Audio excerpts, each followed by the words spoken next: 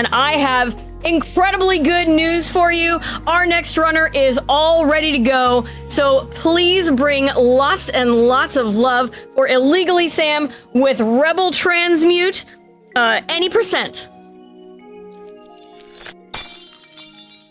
All right. Hello there, everybody. I am Illegally Sam, and as you just heard, this is going to be Rebel Transmute any percent.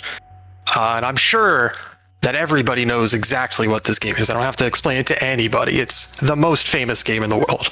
No, it's an indie Metroidvania, and it's a indie Metroidvania that I think is a lot of fun and very underrated. And, you know, hopefully you have a good time seeing what the speedrun of this game looks like. So, you know, it's an any percent run of a Metroidvania. We're just going to be doing things as fast as possible and not so much as intended. But time will start when I clear this text box on the screen right here. So figure we just go ahead and get started in 3, 2, 1, let's go. And in true speedrun fashion, we're skipping all the cutscenes. But yeah, this is Rebel Transmute, like I said. Indie Metroidvania, 2D platforming all over the place and everything. And one of the big reasons why this is a really fun game and a really fun run, we're schmoovin' right out the gate, because we start the game with a dash. There's really a slide on the ground. And as a result, we could just start using that literally everywhere to just get through things so much faster than just walking. And that movement will continue throughout the run as we get multiple upgrades and use those upgrades to go all over the place. So as we start here, what I just did there when I interacted with that little save station is I used the game's augment system to unequip some of the default augments. So augments in this game are kind of like charms in Hollow Knight if you've played that game. But basically there are things you can equip that you have limited slots for. And as you equip them, they give you certain modifiers. And the game starts you with 4 of them. I unequipped a specific set of 2 of those 4 augments that you start with.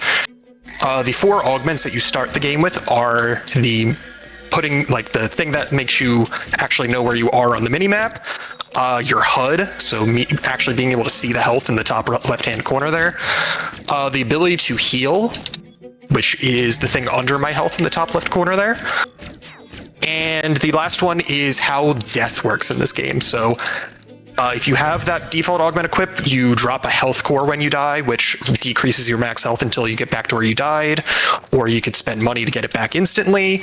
But I just unequipped that because that's not necessary. And the reason I unequipped that one and then also the map augment is, in addition to, you know, not being useful for the run, I will be using those augment slots later on for specific augments that we'll be picking up. But in the meantime, we're just moving through this first area. We're doing like all the tutorial stuff where the game introduces us to like mechanics, some characters and stuff. You're not going to learn anything about these characters. I'm skipping all their dialogue. But the basic gist of the story is that we are playing as Moon Mikono here, and she crash landed on this planet in search of her mom. Shenanigans ensue, and then the whole game happens. But yeah, we're moving through this first area here. This first area has a lot of enemies to dodge and a few of them that you're required to kill, because this game features forced wave fights, which I did one of a little earlier and I will do more of later, where you just have to kill a bunch of waves of enemies and the game will let you through. But now it's time for the first boss. And if you like counting, I'm going to be counting to 23. Because I need to get a certain amount of hits on this boss to do a funny thing. So 1, 2, 3, 4, 5, 6, 7, 8, 9, 10, 11, 12, 13, 14, 15, 16, 17, 18, 19, 20, 21, 22, and then 22 is fine because now the boss is stuck in the corner. So yeah, if you do enough damage to make the boss transition to phase 2 while it is on the ground and stuck in the bottom left-hand corner like that, the boss just gets stuck and you can just wail on it until it's dead. if you get good RNG, like I did right there, it does save time. But even if I get really bad RNG, it's funny, so I'll do it anyway. Yeah, it saves about like 5 or 10 seconds when done optimally with good RNG. But now that we defeated the first boss, now I have the first upgrade, where unfortunately this is not actually one of the movement upgrades. This is an upgrade to my blaster, and it lets me break these little bubble blocks. That is pretty much the only use for it. After the launch of the game, there was one of the many updates this game got that did actually give it another effect where it makes my blaster range slightly longer as well, but the most important thing is just the fact that it breaks those blocks, because you cannot progress through the game without it. Alright, now I'm coming up on the next major skip kind of here. This is Quarry Skip. And so what I'm going to do is I'm going to shove myself into this little corner here, and now I go super speed. Don't ask me why that works, it just does, because basically what I did is I held down and left on the D-pad at the same time while in that corner, and jumped up with very specific height and positioning to land on the ledge right above it. And as long as I continue holding down and left after doing a ground slide, I just get super speed. And that lets me skip pretty much the entirety of this area, and I can just go directly to the boss. And there used to be a much slower and less fun way of doing that skip, which involved like baiting an enemy over and bouncing off of its head while it like ran off that ledge, but thankfully we have that now. And that is way faster, way easier, and way funnier. Because everybody knows the most important factor for speedrun tricks is how funny it is. If it saves time, that's nice too, but the most important thing is that it's funny. Alright, but this is the next boss fight. This is the Carapace, as I call it. This boss is actually, if you are able to position yourself and get your hits spaced properly, this is an absolute joke of a boss fight, because if you do enough hits to this boss in between its attack phases, it enrages, and while it's enraged, which is when it has those red particles around it, it only has one attack pattern. And so as a result, by just keeping it in a rage for the entire fight, it just does the exact same attack patterns for the entire fight.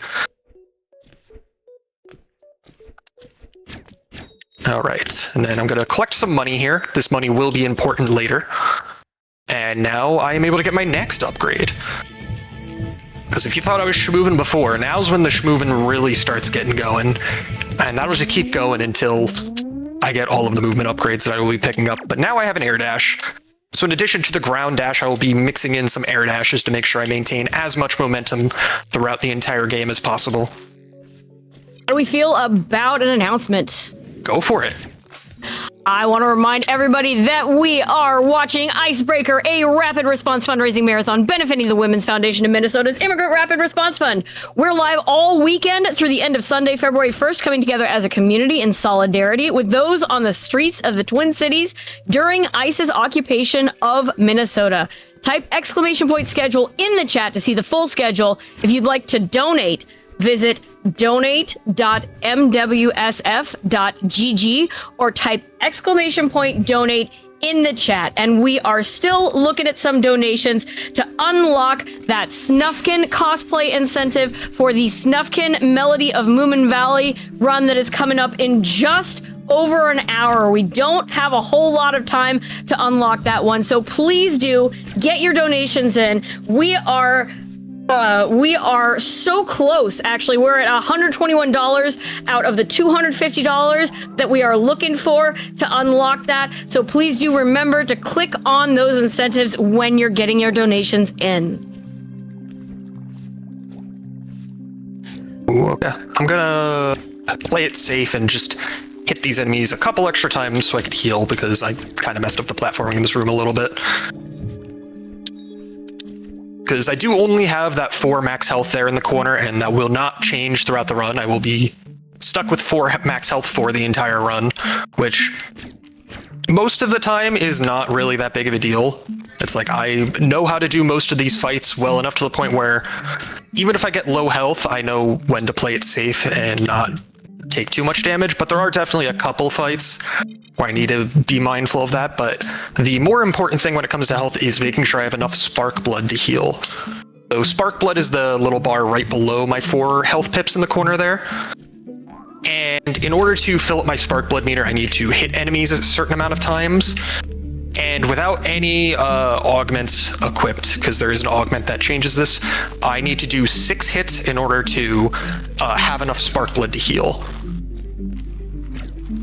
So, yeah, there was an augment in the first room of the game where if I had picked it up, I would have been able to decrease that to 4 hits in order to fill a spark blood meter, but you know, as long as I just don't get hit, then it saves time to not have to pick that up.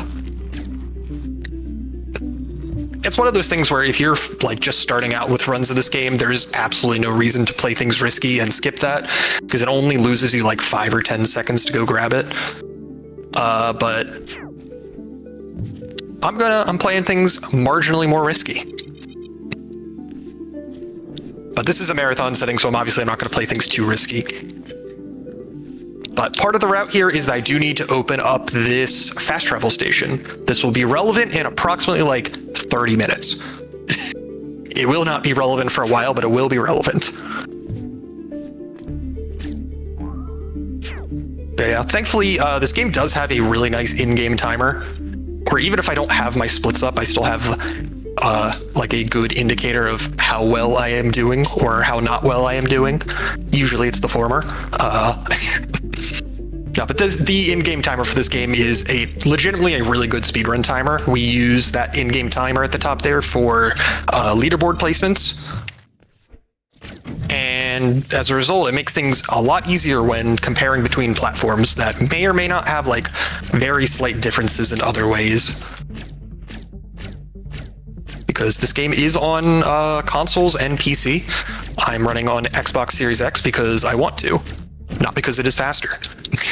Because we use the in-game timer, it's not faster on any specific console. All right, but now we're fighting the Sniper Moth. We call it the Sniper Moth for a very obvious reason after I get through this first cycle here. All right, in phase 2 of this fight, the boss has cycles that each cycle ends once I do enough damage to it. So basically, I just want to do enough damage to the boss as quickly as possible to end the cycles. And in between each cycle, I have to deal with the sniper part of Sniper Moth, which is it's just shooting lasers at me the entire time, while I have to climb up and try and hit its wings.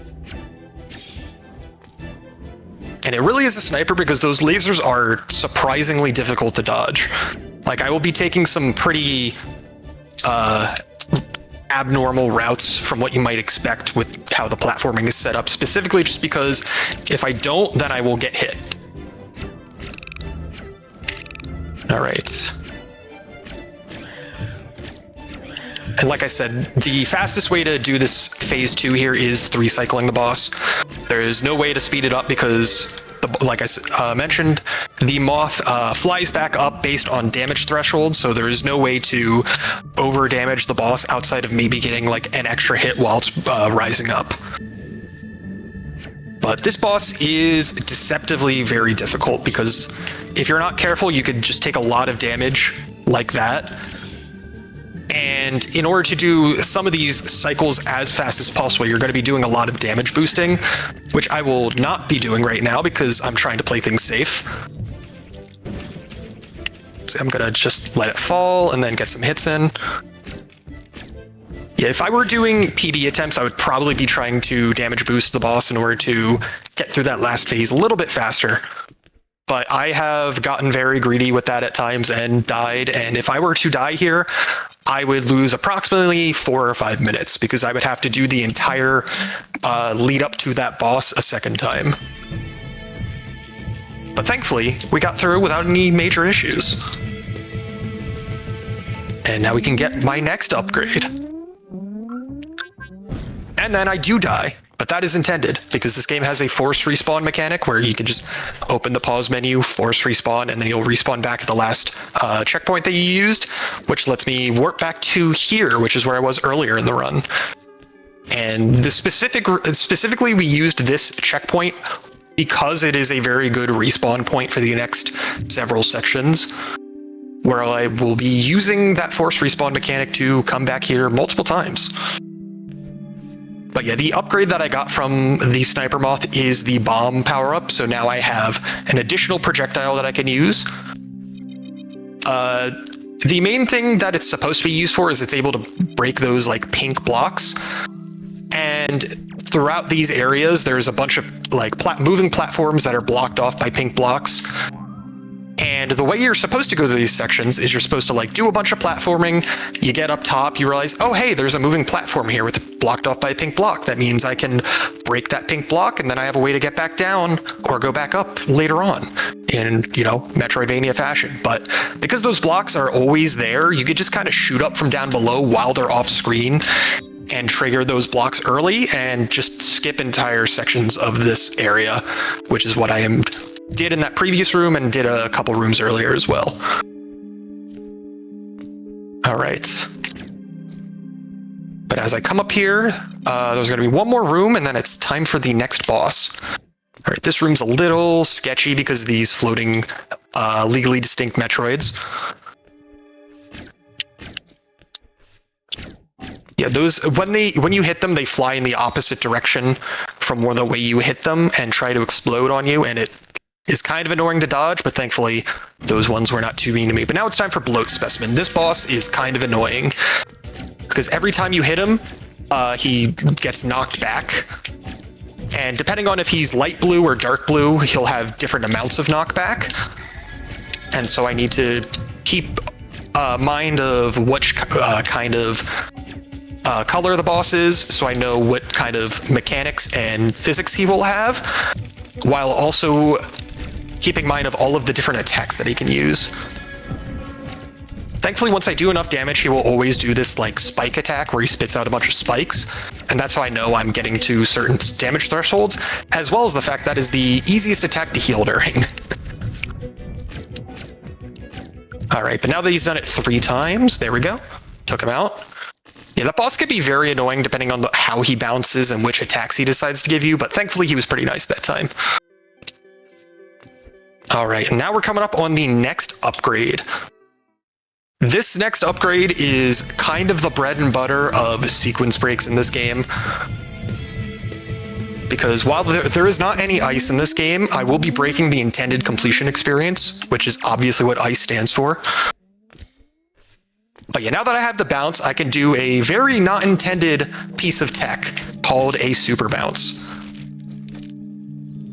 And what a super bounce is basically by bouncing off of the ground while you're standing on the ground, and then inputting a jump a tiny little bit after you do that bounce, it basically stacks the height that you get from the bounce with the height that you get from the jump, and you just go absolutely soaring through the air. There we go. And as a result, that is used all over the place to just get way more height than is intended, and it lets us skip a lot of sections that we're not supposed to. And it also just lets us get through other sections a lot faster than we would normally be able to otherwise. All right, but now that we have the bounce, I'm going to take a slight detour back into the overgrowth here, which is the area I was in earlier. And that is because there is an augment here that I am now able to get now that I have the bounce. All right, I need to... Is this guy... Okay, that guy's in a good spot. There we go. Also, by bouncing off of bombs, we can also get a lot of height, which is intended. That is actually an intended piece of tech, but combining that with the super bounce means, yeah, you just go absolutely soaring through the air. But I also picked up the first augment I've picked up all run, and that augment I picked up is the double jump, because the double jump is not a required upgrade in this game. It is instead an optional piece of equipment that you can choose to have equipped or not. And because it is not too far out of the way, and it is very important for a couple of skips coming up later on, I do want to grab it and equip it. And so now on for the rest of the run, I will also have a double jump. All right, do we have time for an announcement here? Go for it.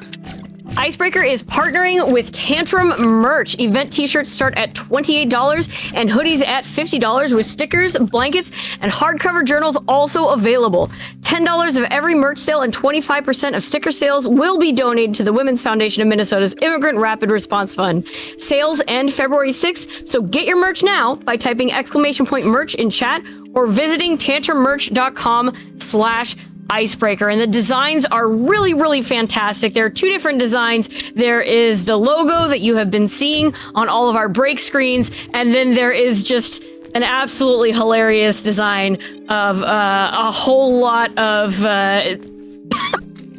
people flipping off an ice cube. It's really, really fantastic. You definitely want to make sure you get one of those. I also want to give everybody an update on that incentive that we are looking to unlock, that we now have less than an hour to unlock. Now, I know y'all want to see JPEG dress up as Snufkin for the Snufkin melody of Moomin Valley Run. Again, less than an hour. We have $121 out of the $250 that we are looking to unlock that. So we are $129 away.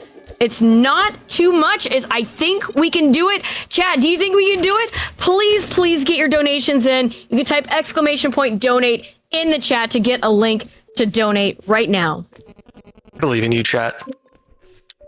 Don't forget, you do have to assign your incentive. It will not automatically go towards that incentive. You gotta click on it. All right. So, not too long ago, the reason that I've been picking up money the entire run actually came up. The reason I did is because I purchased a damage upgrade for my weapon for 150 red flux, which is, like I said, the reason why I've been collecting money the whole run is because that damage upgrade is actually pretty meaningful because it is about a 50% damage increase. And if we combine that with a second augment that I picked up, which is the Wave Blaster, the Wave Blaster basically turns our blast into a shotgun blast, where it gets 4 extra little blasts that do a quarter of the damage of the main shot, basically in like a little cone around it. So if I hit an enemy with every single blast from Wave Blaster, and if we combine that with the 50% damage increase from the damage upgrade, I am now doing 3 times as much damage as I was before. And so by combining those two things, you can tell that boss fights are going to go a lot faster now. In addition to that, each individual hit of the Wave Blaster also gives me Spark Blood. So if I hit an enemy with all of the shots from Wave Blaster, that alone is almost enough to let me heal right away. So this is the other reason why I feel comfortable skipping the augment that gives me extra Spark Blood, because I now get extra Spark Blood. All right, now it is time for simultaneously the best and worst trick in the run. It is time for Mind Skip. This is simultaneously the best and worst trick in the run because it's a genuinely really cool trick, but it is preceded by a massive RNG check. Because on the left side of the screen there is a red button that I cannot hit because it's behind a wall. However, these teleporting enemies that shoot these little blue orbs at me, they can hit that switch behind the wall. However, where they teleport is completely random, and so in order to have them hit that switch, I just have to hope that they end up in the right spot and hit the switch. So, in an ideal world, they would have already hit it, but RNG is RNG, so I gotta just sit here for a little bit and hope that they cooperate. Thankfully, there is a way that I can try and improve my odds a little bit, which is by attaching bombs to them, and there we go. The bomb hit the switch there. All right, now it's time for the fun part. I will explain it after I do it, because I need to focus just a little bit. Yeah, okay.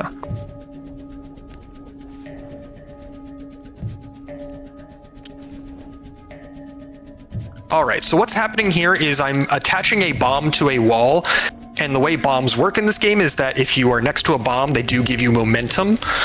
And so by combining that momentum from the bomb with the momentum from a double jump, I am able to scale a wall there that I'm not normally able to. But the reason I was pausing the game is that the bomb timers actually continue ticking down while the game is paused. So basically, I just place the bomb, double jump into the right spot, and then pause the game so that the bomb explodes while I'm in the correct positioning. And as a result, I can go through that area backwards, because the next upgrade that I'm going to get is the wall climb. So what I'm intended to use that area for is after I beat this boss, that's supposed to be like the way you get back. And then you use the wall climb to climb through that area. But since I don't have the wall climb, I can actually just do that trick with the bombs in midair and instead skip the entirety of this area. And I don't have to do any of the intended platforming to get to this boss.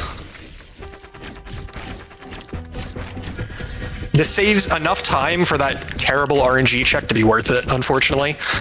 Because that RNG check is very, very brutal when it comes to grinding out for a good time in this game, but thankfully, it cooperated eventually, which is what matters most, really. Alright, now it's time for Phase 2 of the drill boss. Phase 2 is kind of a joke, it's already dead.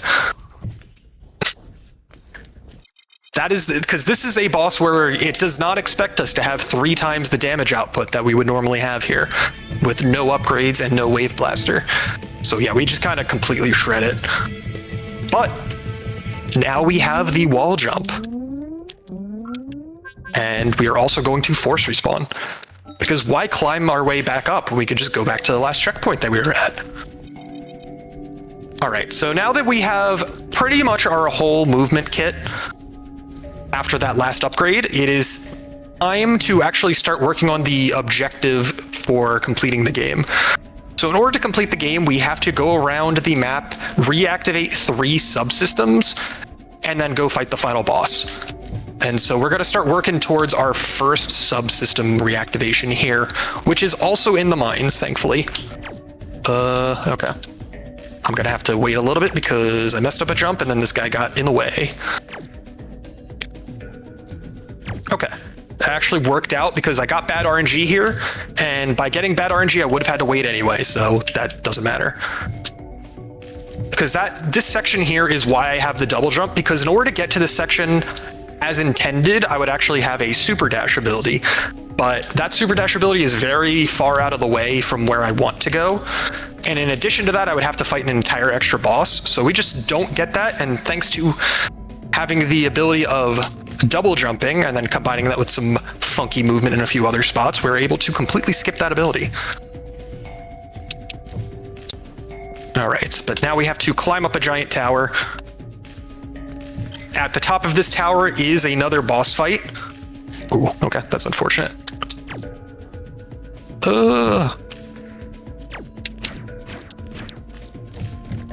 All right, there's some enemies in the next room that I can get some spark load off of, so it's not too big a deal right now. There we go. I'll shoot this guy as well. There we go. Because there's a boss coming up here, there is not another heal point before that boss. So I definitely want to try and go into that boss fight with as much health as possible, but if I don't have full health, it's not the end of the world. This is not a boss fight. Whoops. Well, I guess I'm not going in with full health. That's fine. This is not a boss fight that's like the hardest fight in the world if you're not going in with full health. It's just I need to be a little careful now in a few spots. And one of the spots I need to be careful is this climb up here, because these things shooting all these little blue orbs at me are pretty annoying. All right, going in with here with 2 health is a little sketchier than I would like, but that's okay. Because this is Cerebellum. It's a giant floating head in a jar. So yeah, this is simultaneously like a really fun fight. Like I actually like this fight a lot, but it is also kind of annoying because sometimes it just kind of goes off the map like that and you have to wait for it to fly back over to you. But part of the reason why this is a really cool fight is because of the fact that it is so platforming heavy. Because like a lot of the other bosses, like, yeah, you need to platform around, dodge their attacks, get to where you can with hitting the boss. But like this one, it flies around the arena the entire time, which means you have to chase it down the entire time. And basically, how fast it goes depends on how aggressive you want to be when you're chasing it down. Also, now it's in Phase 2. It turns into a Beyblade in Phase 2. Let it rip. All right. it has, basically in phase 2, it has the same basic gist of the attacks, but they're kind of remixed in how they actually work. But at the end of the day, it is still fundamentally the same thing where I just got to chase it down, make sure I don't get hit too many times, and get hits in where I can. All right, there we go. And then once I beat the boss, I don't even have to do anything. I just beat the boss and then I force respawn. Because that boss is required only in the sense that there is a locked door in the mines that only unlocks after that boss is dead. And so the only thing that actually matters with defeating that boss is opening a single door. If there was a way to get through that door without defeating that boss, we would not have to fight it. Unfortunately, that is not a thing. So we do have to fight it. But that's okay, because like I said, I like that boss. All right, so now we got to go back through this path again. All right, I got good RNG this time, and this guy was in the correct spot. So now I can climb back up. That enemy at the bottom basically has a 50-50 chance of either going left or right when it spawns into that room. And if it goes left, I don't have to wait for it, and I can just go directly across that gap by bouncing off of it. But if it goes to the right, I need to wait for it to get into place. All right. But now it's time to go reactivate the first subsystem. The way these subsystems work is you go up to a terminal, you activate the terminal, and then a bunch of buttons will spawn around the room, and you have to activate all of these buttons so that they are active at the same time. They all have timers on them. And so as a result, you have to like go around the room fast enough to make sure they're all active at the same time. But this is a speed run. Those timers are a complete non-issue. And on the way out of this area, there is intended to be a forced wave fight, but because we just force respawn back to the last checkpoint, we skip over that fight entirely and we don't have to do it. All right, and now that we have reactivated the first subsystem, it is finally time to leave the mines. The mines are the place where runs go to die in this game, both because of mine skip with the RNG check, mine skip because of the actual execution check, and then also this place has 2 bosses and the hardest platforming in the entire game. So needless to say, this is the hardest section in the run, and now that it's over, I mean, the run's not like a complete cakewalk from here on out by any means, but it is significantly easier. All right, but now is it time for donation? Oh, sorry. Absolutely. I was about to throw it to you anyway. Oh, fantastic. Fantastic. Turtle Run 2412 sent in $25 and says, I don't know what a Moomin or a Snufkin is, but I do know that no incentive gets left behind. So we're gonna see a Snufkin cosplay. We're gonna see some good cutscenes, and we're gonna abolish ICE. Thank you so much, Turtle Run, for your generosity. That, of course, went towards that incentive that we are trying to unlock for the Snufkin Melody of Moomin Valley run. If it's met, JPEG is going to dress up as Snufkin for the run, and that put us over the halfway mark. We're more than halfway there, sitting at $136 out of the $250 we need. Please do get those donations coming in. Turtle Run also mentioned the other incentive that we do have open for the very same run, which is to watch 2 good cutscenes. If you haven't seen this game before, it is a really fantastic game in which Snufkin is a character who really doesn't like authoritarianism, doesn't like people telling them what to do, and especially doesn't like people kind of destroying nature. And so we'll get to watch a cutscene in which Snufkin hugs Moomin. If you haven't seen them before, this is a very touching cutscene, as well as a cutscene where the park keeper's house gets trashed. Spoilers. So to unlock that, we are looking for $150. We're already $10 in. So thank you so much for your donations. Please keep those donations coming in. I want to see this cosplay so badly. Let me tell you what, I know what a Moomin is, and I know what a Snufkin is. Really fantastic comic, and also there have been a couple of animated series, and it's a really good time. I highly recommend checking it out. All right, we are moving towards the next subsystem, which is down below in the water here. Got to move through the subways first, but a couple rooms back, I did interact with the last checkpoint that I'll be interacting with for the run, because that checkpoint that I interacted with is basically our hub for the entirety of the rest of the game. And also, we're going to be doing this area not as intended, in pure sequence break fashion, because I was able to hit that switch through the wall there, and that means I can kind of do this area in a completely unintended way. So the way you're supposed to make it through the basin here is you're supposed to go to the right side of the area, activate a terminal that opens up a bunch of valves that affects the water levels, opens up underwater valves that wouldn't be open otherwise. It's really slow. We don't need to do that. So instead we just hit that switch through a wall, go through this area in a way that we're not supposed to, and we don't have to interact with those terminals at all. Or at least not until after the boss fight of this area. All right, but the one consequence of doing things in this specific way is we do have to do this wave fight here, but thankfully this wave fight is not that hard. Right, this last wave is really the only one that's kind of tricky because these guys have two actions they could do. They could either scuttle around on the ground or they could spit their tongue at you. And there's, you know, it's RNG. But now that we're through there, we can move our way through here as well. But yeah, this is the obligatory water area of the game. And since we don't have the ability to like swim quickly yet, it's kind of slow moving while we're actually underwater. But our reward for beating this next boss is the ability to swim better, which is the main reason why water in this game is actually really fun, because once you get the swim ability, we even move underwater. All right, but first we have to go beat up this next boss. This is the giant fish boss. I call him Bartholomew. That is not his name, but it's close enough. The reason why I don't even say his real name is because this is the easiest boss in the entire run, and it's not even a contest. Because he attacks, then he leaves, and then I can heal. And then he attacks, and then he leaves, and then I can heal. And then he attacks, and then he leaves, and then I can heal. And then he's dead.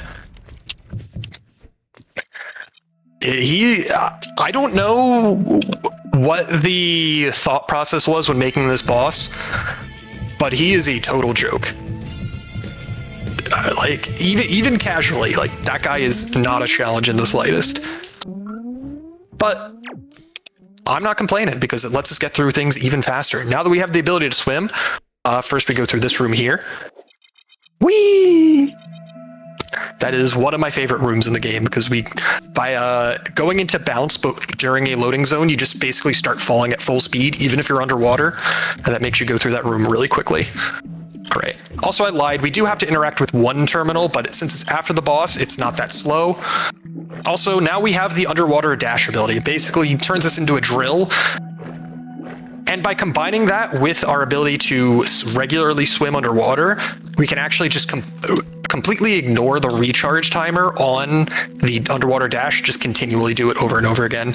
Also, by using a super bomb bounce here, we could completely skip what's intended and just go straight up to the switch here in the top, hop back down here, hit the switch on the bottom, and there we go. That is the next subsystem complete. All right, I do need to move back up and actually interact with the terminal again real quick. Skip a couple cutscenes. All right, and there we go. Now we can force respawn and move on to the labs. So move on to a donation as well? Go for it.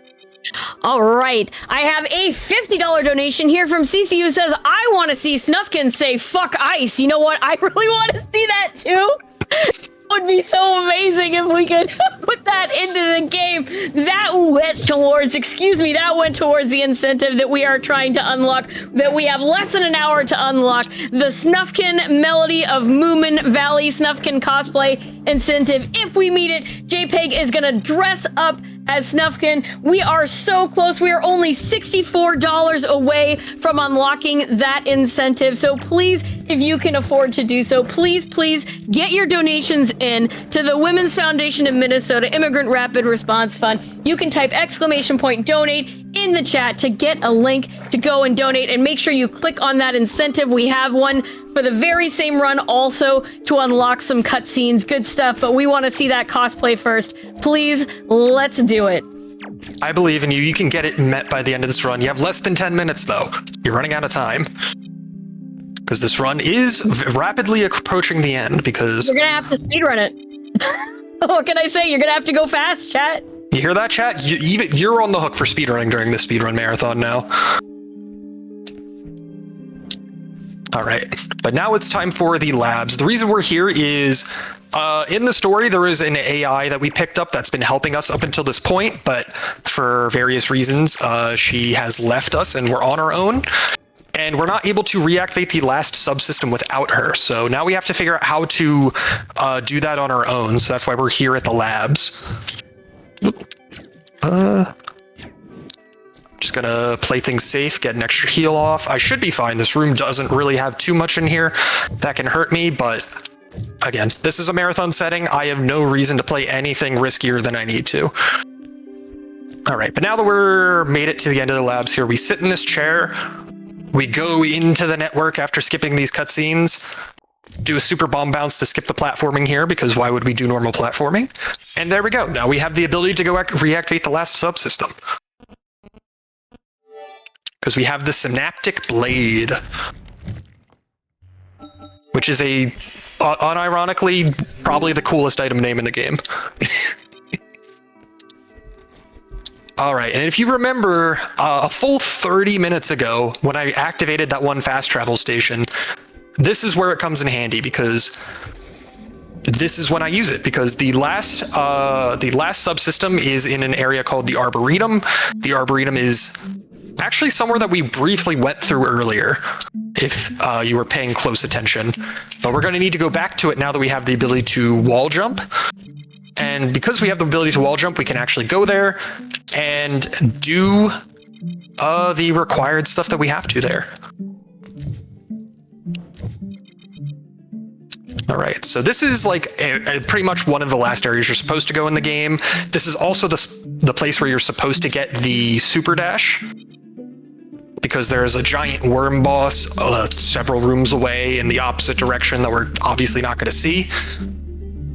And you can kind of tell how this area is set up to facilitate the use of the super dash. But we don't need that, because we have the ability to use many other abilities to get through here faster. And thankfully, there is no other boss here besides that worm boss, so I don't have to fight anything on my way over to this last subsystem.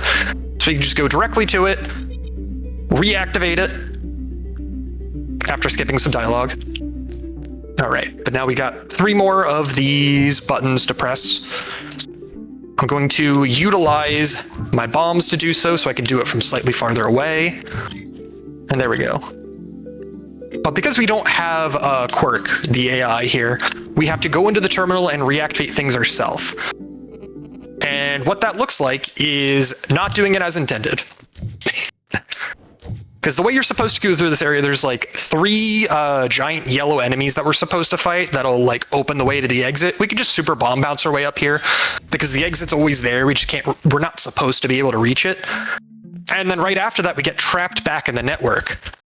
We could just force respawn. The game just spits us out of the network, and then we can force respawn again, and it counts as everything being done correctly. And we don't have to do a giant platforming section. And just like that, we've reactivated all 3 subsystems. We're at the end of the run, everybody. All that's left is to go fight the final boss. And so by using these subways here to go back over to this area and climb it up here with some flick movement, and then avoid all the enemies in this room, which is a lot harder than I made it look. I do not often get through that room without taking damage. All right, but now it's time for the final boss. This run is almost over, everybody. Oh my gosh, and we're so close to meeting that incentive. We have had some donations come in. We are sitting at $221 out of the $250 that we need to unlock it. We are less than $30 away. Please, please keep those donations coming in. All right, but now it is time for the final boss. This final boss has 2 phases. Both phases are difficult in completely different ways and easy in completely different ways. But this is Hive, the corporate AI. This phase 1 is relatively tame. in that, like, there's a lot of like all the attacks in this phase are pretty easy to dodge, but the difficulty comes from doing this phase quickly without taking damage. Because it is very easy to get through this phase without taking damage. It's difficult to do it quickly while not taking damage. So hopefully I am able to minimize that, because it's actually not that easy to heal during this phase. That's one of the challenges with this final boss as a whole, is the limited healing opportunities that are guaranteed to be safe. But if you know what those healing opportunities are, you can take advantage of them. And one of those okay, I was gonna say one of those opportunities is during that attack, but I beat phase 1, so I'm going into phase 2 with 2 health. That is fine. Because phase 2 is very difficult to learn, but once you know its attack pattern, it's actually very easy to dodge. Because this boss changes in that now it has legs. All right, and then that giant laser attack where it spits up a bunch of huge lasers out of the ground, that's the spot where it's completely safe to heal as long as you get into position quick enough. If I had started this phase with more health, I would have been able to do some damage boosting to try and get the boss take out its health faster, but I am very much not at full health, so I am not comfortable doing any damage boosting.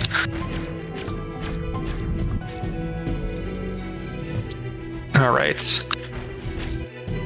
And then about pretty close to when I am able to take out all of its health, it does have a desperation move. And that desperation move is actually very, very bad for it, because it's very easy for me to do a lot of damage without taking any myself. All right, should be pretty soon. There we go. Yeah, because it just kind of floats in the middle here while chucking orbs at you. All right. And time will be coming up very shortly. It will be after I skip the cutscenes after beating the final boss. I will call it out. All right. And time. GG's. All right. And that was Rebel Transmute any percent. I like this run a lot. This is a very, very fun and underrated indie Metroidvania. I highly recommend checking it out.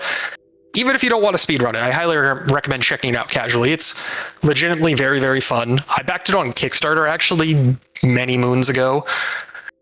And then I speedran the demo during the Kickstarter, and then I speedran the game when it came out, and I'm like one of the only active runners of this game, the only high-level competitors when it comes to the leaderboard, but it's really fun. I would recommend picking up this game. I hope everybody enjoyed watching me blitz through it as fast as I possibly could.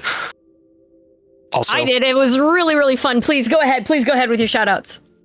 I just want to shout out, there's me. I'm in the credits. Because I backed this game on Kickstarter, so I'm somewhere in this giant list of Kickstarter backers, but also there was the speedrun contest from the demo that I placed 3rd place in because I did not have enough time to get better than that, but I'm still in the credits for it, so it counts. Hey, that's still fantastic.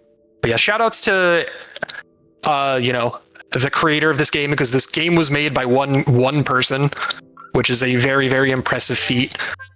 Shout outs to everybody else in the Rebel Transmute community, because there's a lot of tricks in this game that I did not find. I did my best to optimize the routing of this game and stuff like that, but I very much did not find everything in this game. So shouts to everybody that made this run what it is today. And shouts to everybody for watching. And fuck ICE. Fuck ICE, a sentiment we can all get behind. Thank you so much again for that fantastic run. Everybody, please stick around. We have more fantastic runs coming up. We're going to take a little ad break, and then we will be back with a blooper with DuckTales 1 and DuckTales 2. Shuffle any percent easy. Don't go anywhere.